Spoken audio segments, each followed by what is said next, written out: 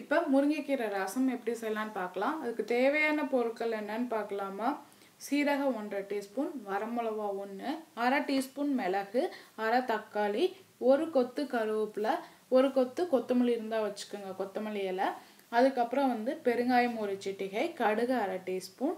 அதுக்கப்புறம் முருங்கைக்கீரை 1 கொத்து எடுத்திருக்கேன் நான். சப்போஸ் உங்ககிட்ட அப்படி இல்லைன்னா நீங்கள் பொரியல் செய்யும் போதே அதில் இருக்க தண்ணியை நீங்கள் இழுத்து வச்சுக்கலாம்.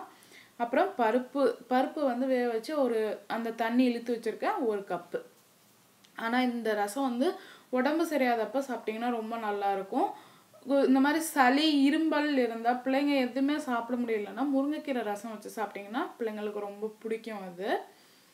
அது இரும்பு சத்தும் அதிகம் அங்கே இதில் முருங்கைக்கீரையில். இப்போ ஃபஸ்ட்டு எப்படி செய்யலான்னு பார்க்கலாம். ஒரு மிக்சியில் சீரகம், மிளகு, பூண்டை போட்டு அரைச்சி வச்சுக்கலாம். புளியை கரைச்சி வச்சுக்கலாம். ஃபஸ்ட்டு ஒரு கிண்ணியில் பருப்பு தண்ணியை ஊற்றி அதில் தக்காளி, பெருங்காயம், கருவேப்பிலை போட்டிருக்கோம். அதுக்கப்புறம் அரைச்சி வச்சுருக்க அந்த விழுது, அதுக்கப்புறம் முருங்கைக்கீரை போட்டிருக்கோம். அதில் நான் 1 கிளாஸ் தண்ணி விட்டுருக்கேன். விட்டுட்டு புளி கரைச்சி வச்சுருக்கேன் பாருங்கள், அந்த புளியை இதில் போட்டுக்கலாம். இப்போ ஒரு குண்டானில் நான் எண்ணெய் ஒரு 1/2 டீஸ்பூன், ரசத்துக்கு அவ்வளோ எண்ணெய் தேவையில்லை. அதுக்கப்புறம் அதில் கடுகு போட்டிருக்கேன். பொரிஞ்சு வந்தோடனே நம்ம இது பண்ணி வச்சுருக்கோம், கூட்டி வச்சுருக்கோம் அந்த ரசத்தை இதில் ஊற்றிக்கலாம். அதுக்கப்புறம் தேவையான அளவு உப்பு போட்டுட்டு, தேங்காய் வேணும்னா இது ஆப்ஷன் தான், உங்களுக்கு வேணான்னா நீங்கள் விட்டுருங்க. நான் சும்மா வாசனைக்கோசரம் போட்டிருக்கேன்.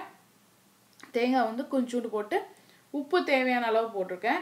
ரசம் கொதிச்சு வந்தோடனே உடனே மூடி வச்சுருங்க. ரசம் வாசனை போயிடுச்சுன்னா நல்லாவே இருக்காது.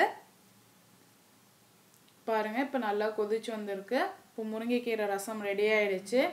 நீங்கள் செஞ்சு பாருங்கள், உங்கள் கமெண்ட்ஸை போடுங்க. எங்கள் சேனலை சப்ஸ்கிரைப் பண்ணுங்கள். உங்களுக்கு பிடிச்சிருந்தா உங்கள் ஃப்ரெண்ட்ஸ்க்கு ஷேர் பண்ணுங்கள்.